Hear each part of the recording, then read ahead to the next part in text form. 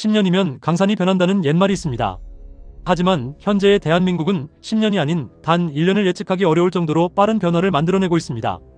각국 나라들이 세계 경제를 설명할 때 대한민국을 빼고 이야기하는 것이 점점 어려워질 정도로 영향력이 커져가고 있는 현실인 거죠. 이건 단순한 국뽕 같은 자부심의 문제가 아닙니다. 실제 산업 구조와 공급망 데이터를 놓고 보면 이미 세계 경제 속에서 대한민국이 빠진 설명은 현실을 설명하지 못하는 단계로 들어가고 있기 때문입니다. 전 세계 각국은 지금 비슷한 목표를 동시에 이야기하고 있습니다. 반도체를 자국에서 만들고 싶고 AI 인프라를 깔고 에너지와 물류를 안정적으로 통제하고 싶고 안보 물량을 스스로 확보하고 싶어 합니다. 문제는 세계에서 이 네 가지를 동시에 현실화한 국가가 거의 없다는 점입니다. 현재 많은 국가는 전략을 발표하고 계획을 선언하며 미래를 이야기합니다. 하지만 대한민국은 이미 이들 나라와는 조금 다른 단계에 들어섰습니다.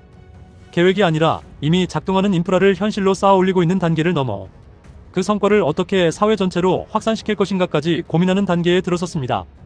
과거 많은 국가들은 경제가 잘 나갈 때 성장의 과실을 구조로 남기기보다 단기적인 현금 지급과 포퓰리즘적 분배에 의존해왔습니다. 다시 말해 정부 재정이 좋을 때 돈을 뿌리고 소비를 자극하며 지지율을 유지하는 방식을 반복한 거죠. 하지만 이런 방식은 정부 주도의 인프라를 남기지 못했고 경기가 꺾이는 순간 사회 전체가 다시 불안정해지는 구조를 만들어 왔습니다. 하지만 지금 대한민국 정부의 선택은 그 방향과 다릅니다. 단기적인 현금 분배보다 반도체, AI, 에너지와 물류, 국방, 생산력 같은 실물 인프라를 다시 깔아 국민 전체의 생산성과 안정성을 끌어올리는 쪽을 택하고 있습니다. 이건 단순한 성장 정책이 아니라 시간이 좀 더 걸리더라도 재분배의 방식 자체를 바꾸는 접근입니다. 즉, 직접적으로 돈을 나눠주는 방식이 아니라 앞으로 계속 돈이 만들어질 구조를 먼저 만드는 방식인 거죠. 반도체와 AI 인프라는 고용과 기술 축적을 만들고 조선과 방산은 장기 수주와 지역 산업을 고정시키며 그 위에서 국민 전체의 소득 기반이 넓어지는 구조를 형성합니다. 결국 대한민국은 성과를 소비하는 단계가 아니라 성과를 다시 인프라로 전환해 사회 전체에 환원하는 단계로 이동하려 하는 거죠. 바로 이 점이 지금 대한민국을 단순히 잘 나가는 국가가 아니라 다음 침체까지 대비하는 국가로 보이게 만드는 이유입니다. 전쟁, 고금리, 공급망 재편이 동시에 겹친 2024년 각국은 중요한 결정을 미뤘고 투자는 멈칫했습니다. 하지만 2025년 미뤄졌던 결정들이 한꺼번에 실행 단계로 옮겨가기 시작했고 이 시점에서 대한민국의 실체적 위치가 드러나기 시작했습니다. 대한민국은 세계가 지금 당장 필요로 하는 인프라를 이미 만들어낼 수 있는 실행력을 갖춘 국가 상태였기 때문입니다. 반도체, 생산 능력, AI를 실제로 돌릴 수 있는 연산, 인프라, 에너지를 실어나를 선박, 그리고 납기를 맞출 수 있는 방산 생산 라인. 이 네 가지는 위기 상황에서 가장 먼저 필요한 것들이고 동시에 가장 구현해내기 어려운 것들입니다. 그래서 2026년은 대한민국에게 무엇을 꿈꾸는 해가 아닌 이미 굴러가기 시작한 경제와 군사 인프라가 어디까지 고정되어 있는지를 확인하는 해에 가깝습니다. 지금 세계는 전쟁이냐 평화냐의 문제가 아니라 공급망이 살아있느냐 죽었느냐로 국가의 위치를 가르고 있습니다. 그리고 그 공급망의 내축에서 대한민국은 이미 결과가 나오기 시작하고 있습니다. 먼저 반도체입니다. 2025년 대한민국의 반도체 수출은 1734억 달러로 사상 최고치를 기록했습니다. 이는 전년 대비 22.2% 증가한 수치였습니다. 즉, 반도체는 2026년을 기대하며 키우는 산업이 아니라 이미 2025년에 대한민국 수출 구조를 실제로 끌고 간 핵심 엔진이었다는 뜻입니다. 그리고 이 성장은 막연한 경기 반등이 아니라 분명한 수요에서 나왔습니다. 그것은 AI 데이터 센터를 중심으로 한 고성능 메모리와 연산 반도체 수요입니다. 물론 인력 부족과 전력 비용 같은 구조적 과제는 여전히 남아 있습니다.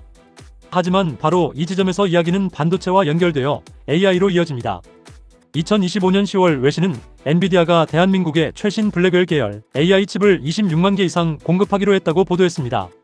이건 단순한 협력 제한이 아닌 구체적인 수량이 명시된 공급 계약이고 이 물량은 한국 정부와 삼성, SK그룹, 현대차그룹, 네이버 등 주요 기업과 공공인프라에 분산 배치되는 구조입니다.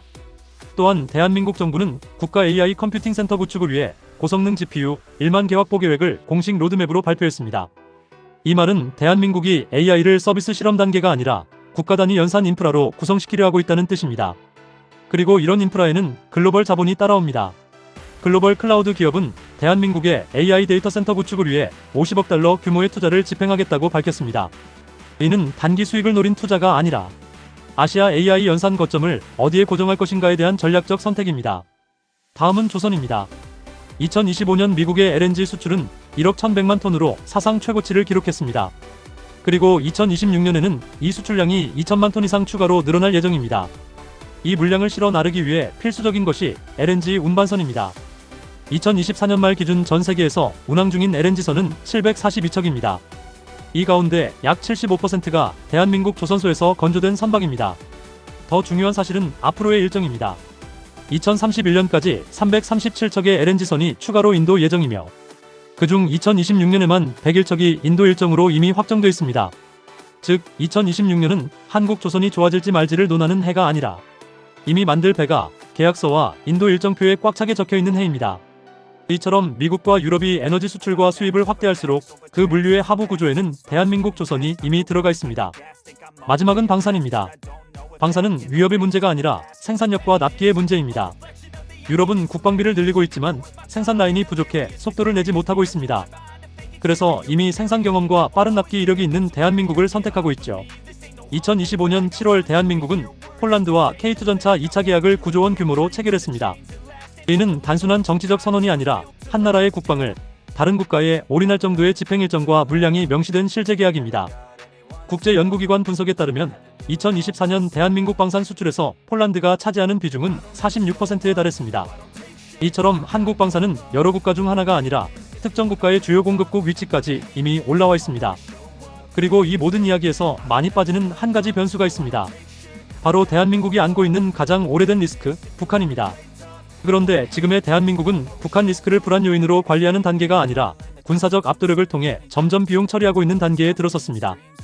이건 긴장을 키우겠다는 선택이 아니라 긴장을 관리 비용으로 전환하는 구조이자 정치적 수사가 아니라 현실적인 전력 구조의 변화입니다. 대한민국은 상시 대비가 필요한 국가이며 평시에도 대규모 군수 물량과 실전 운용 데이터를 지속적으로 축적하는 국가입니다. 그래서 한국의 방산은 실험실 무기가 아니라 실제 운용 환경에서 검증된 체계로 유지됩니다. K2 전차와 K9 자주포, 천무와 방공 체계는 수출을 위해 만들어진 무기가 아니라 북한이라는 상시 위협을 전제로 지속 운용되며 개량된 체계입니다.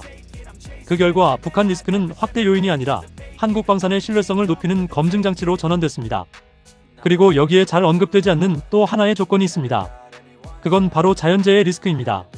전 세계 반도체와 AI 인프라의 가장 큰 적은 지정학만이 아니라 지진과 대형재해로 인한 전력 불안정입니다.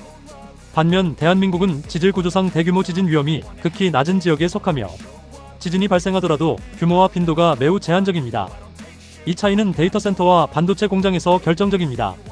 반도체는 24시간 미세 공정이 끊기지 않아야 하고 AI 데이터 센터는 전력과 냉각이 단 한 번도 흔들려서는 안 됩니다. 그래서 글로벌 기업들은 지진 빈도뿐 아니라 전력과 냉각의 연속성 지표를 함께 봅니다.